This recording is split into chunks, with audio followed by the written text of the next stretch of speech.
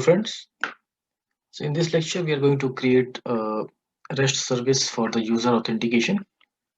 Okay, so let's create that. So I'm going to create a in the controller of this package. I'm going to create a class,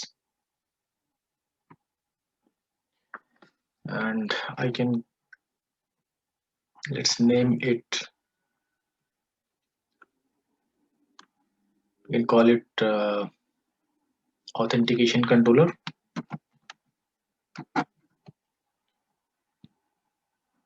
Okay, so this is, and then I can take the code from here.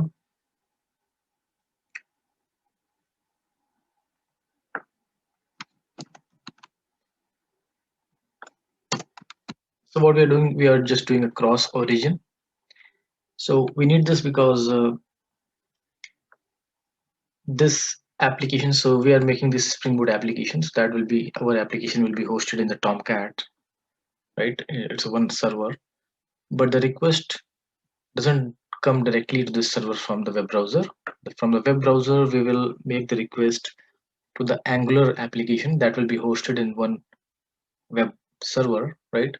And then from there we will make request to this another server, right? So because we are forwarding requests from one server to another server, we will need to enable this cross origin.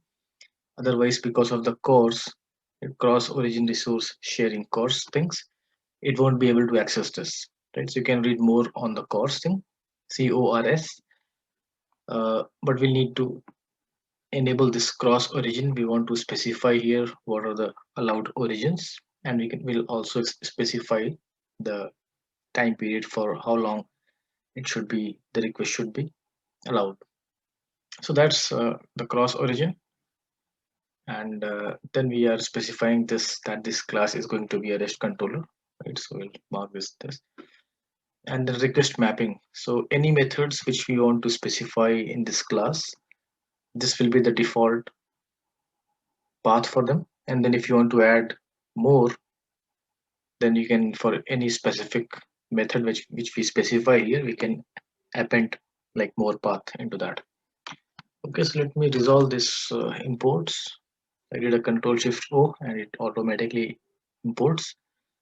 And then here I want to do one method first. So let me do, it's a register method. You can give any name, doesn't matter, but the path, we need to specify a path here, right? So the full path will become HTTP localhost 80 and then user service. That was our, right? So if you go here, this becomes the full endpoint URL for this method. Now you can see here HTTP localhost 80 user service.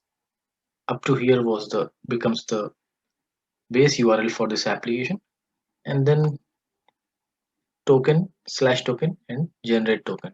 So token and generate token. So this becomes the full service endpoint URL for this particular method to be hit. And this was the endpoint URL which we used in our Angular application also, which means that once we are like done with this method, we would be able to access this through the Angular application as well. And keep in mind that because we want to access this REST service which is hosted in here in the Tomcat, we want to access it from another server which is the Angular application. It's hosted there. So we need to specify this cross origin also. If you don't specify, it won't be able to access. You won't be able to access from the browser. Okay, so if you see here, there's some errors because we are using an API response here, and we are getting the request body in this class, right? So what we're doing here, like if you remember from the Angular application, we made a post request. So that's why we have this method as post, or you can simply say here post mapping instead of request mapping, right? So you can do both ways. So I specified request mapping, and this is the path, and method is request method post.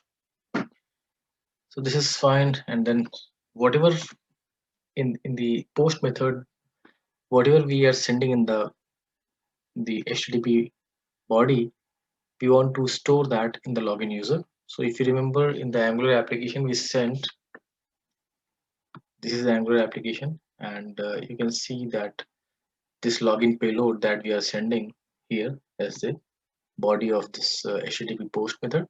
And what is this login payload? You can see it here. It contains username. This login payload contains username, password, and domain, three attributes. So we want to store these three attributes. We want to take them out and store in a class here. So we can say login user. We're using this class, and I want to get those values extracted in the attributes of this class. So we'll need to create a login user class here. Okay, so let's create this class. So for this, what I'll do, I have this quick code for the login user. Okay, so this is our login user.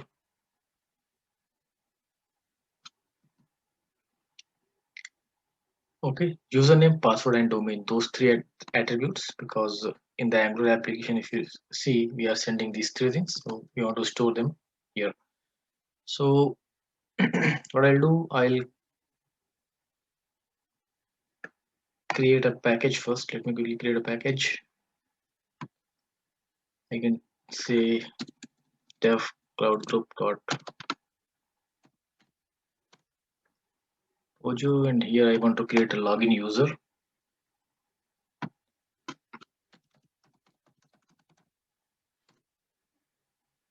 And I can just paste that thing here.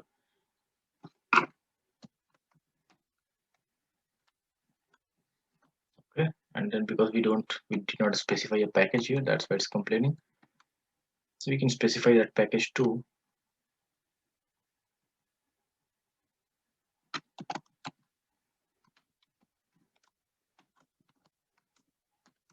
Okay, it's all set up, and you can see here that we are not just it's a Pojo class, but we are not specifying getter and setter here specifically, but we are just using the Lombok to generate the getter and setter in the class when it is generated the class file, right? When the class file will be generated, it will Lombok will generate a class with the getter setter and no argument constructor, the default constructor, and it will have a all argument constructor as well with all these three attributes and two string as well. So these all things are coming from the Lombok. Okay, so it makes quick to write the class. So login user, that's one. And then if you see the other problem here in our, so login user should be okay now. We got it. And then we have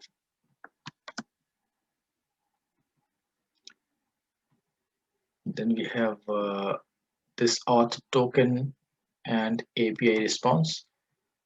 So API response, like I said, in the Angular side, we have a API response to retrieve the response which we send from here, right? And so in the same format, like if you go in the app here, this is my Angular ID, and here if you go to the model, this is the API response that we are using this side, and it has three attributes: status, message, and result. So if like status is a number, uh, HTTP status 200 is okay, some similar to, like, similarly we have other status codes also. Any message that we want to send from the server side, right? And then the actual result that we want to send similarly, right? So this is the API response on the Angular side. So we'll need to send in the same format from the Java side as well, right? So that's why we have this API response here. Let me create this class.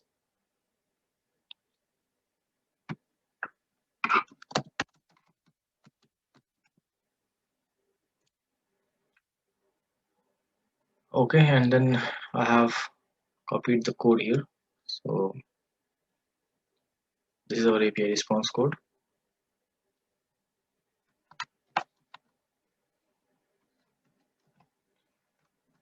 Okay, and you can see here that it has status, message, and result. Those three things which we have on this API response side here in the Angular side also, right? So here we are sending, and then it goes in the form of JSON, and in the Angular side we are just extracting those values in this API response object. Okay, now you can see here that here we have the getter and setters because I did not use Lombok at that time. But if you want, we can actually, if you want, we can use Lombok also. So if I want to use that, let me remove this quickly. Then I can specify here getters,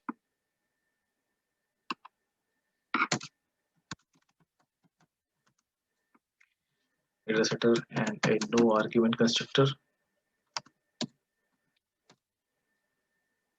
Okay, so now that's good. We have got the basic things: getter setters and no argument constructor, default constructor. We're using the Lombok, and then we have one constructor for all of these three attributes, or we can specify all argument constructor as well here. Okay, so we have got this thing as well. We have got the API response, and we'll use this class to wrap our response. Okay, so it will be a uniform thing, right? So whenever a service is called, we'll return the response of that service in this uniform thing, right? We will just specify a status code, some message, and the actual result of that service. So let's go and see here what else is required. So we'll make these things, we'll introduce these things later. Um,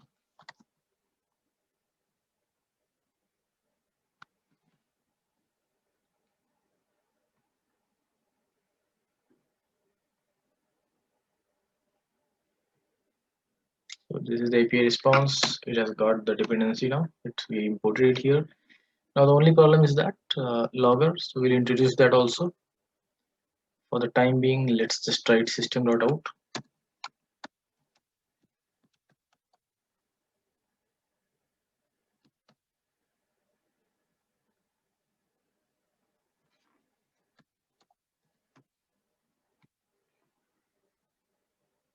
Okay, and so it's fine. Now just two things here. This auth token. So what we wanted to do is that when we get this service called by the Angular application, we pass the details of the login screen, username and password and domain, and that we extract in this login user. And because it has the same uh, attributes, username, password, and domain, right? It will be automatically extracted in that login user fields. Okay. So what we want to do here. So what we'll do here, we'll write a service. We'll use a user service to authenticate the user, authenticate the user against DB. That's a plan that we will do. But for the time being, just to get this working, I'll just just a test code remove later. What we are doing, we just not doing, we haven't set up the database yet. So for the time being, what we are doing, we are checking that login user get username. If that is equals test, right, and then password is also test, then we'll say that user authenticated successfully. Okay, and we'll return a success response. If not, then we'll send 401. We'll say that user is not authorized, failure, right? That's what we're sending. And based on this response, we'll see our Angular code working. We'll see how our Angular screen behaves, right? In this case, when we will send, when we will try to log in through username password as test, then it will send 200, and then accordingly on the Angular side, it will go to the home page. And in this case, it will just display error on the login screen itself. Okay. So later, once we have introduced our actual login service for the authentication, then what we'll do, we'll authenticate the user, and then we'll create an authorization token.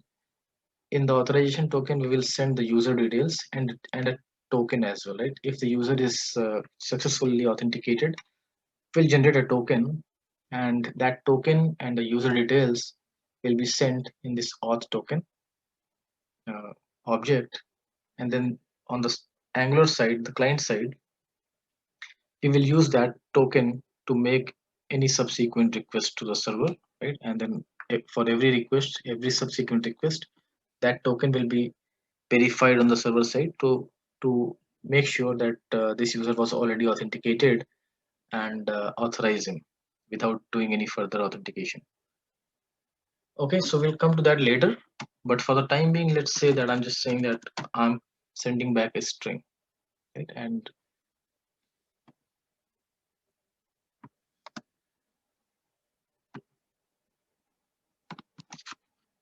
okay, so it's all set up now, and like you can see in the API response, we are sending status 200 here, some message, and this is the object which we wanted to send. In this case, it is going to be simply string, so that's why we specified string here. But later we'll see that we can use auth token, right? And in that we'll set a token and the user details object, right? So then we'll change this to the auth token. I think this is good enough now, and let me put a debug point here, and then I'll start this server. So like I said, to start it, the entry point for this is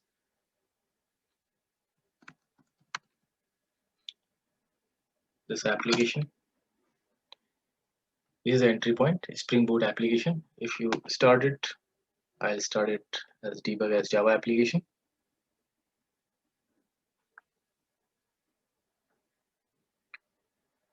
It's starting now.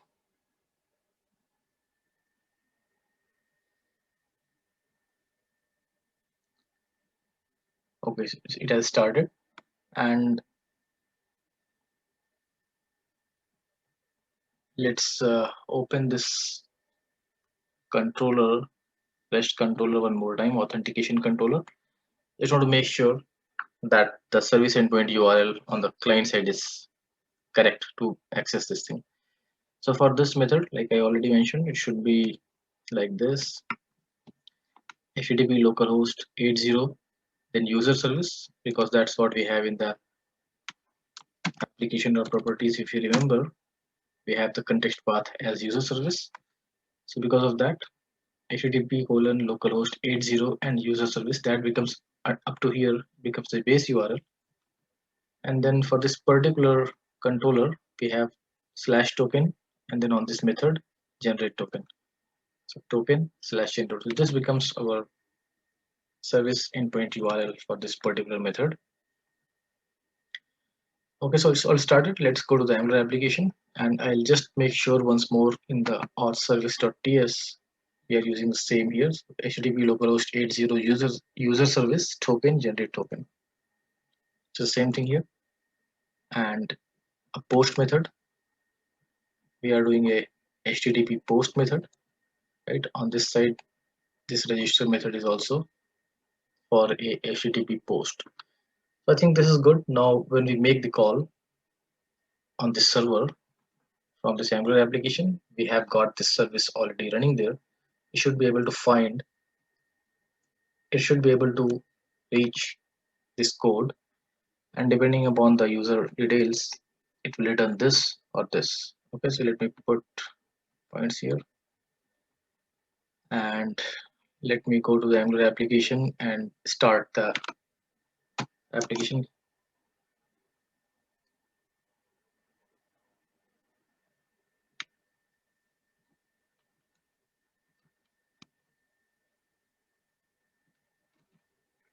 Okay, so I'll go to the terminal window and I'll just write ng serve, and it will launch the application.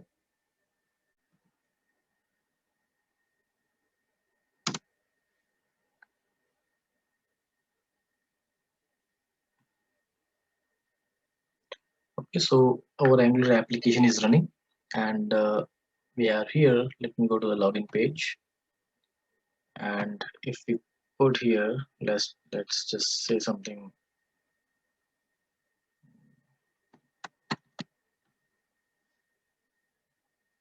Just putting any random thing here, and if you click on this, now it is making a call to the server, and this time, because our server is running on here HTTP port 80, we have this user service running already. So you saw that this method has been hit as expected, and here you can see the debug as well. And if we just go forward and see what's happening, so you can see here now in this login user we are getting this thing: username hello, password hello, and domain that was hard coded, so devcloudgroup.com.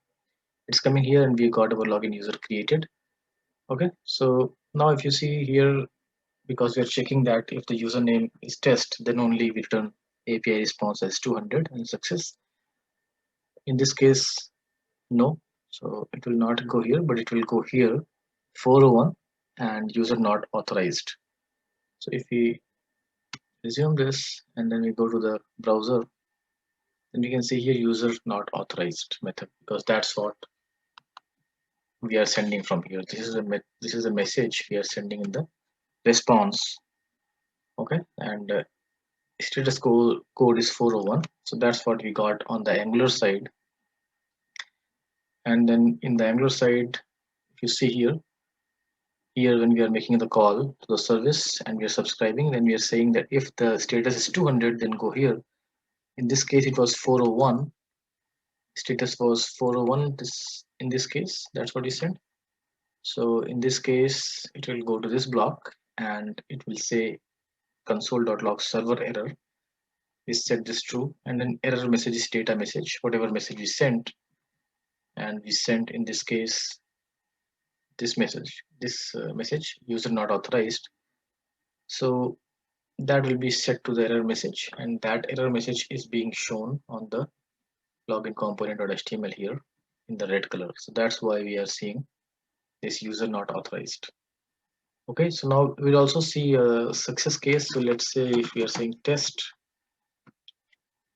and test here and then try to log in, again we get to the service. Debugger is here, debug point, and let's see here in the login user, this time we are getting username and password as test. And if you go down now, you can see that our control is going within this if condition, and from here itself will return with the API response code as 200, and this is the message: user authenticated successfully and success. Go back to the application, and you can see that welcome to the user management service, and that is the home page for this application, right? So this is the end-to-end flow now from the client side, which is Angular, to the Spring Boot REST service for the user authentication.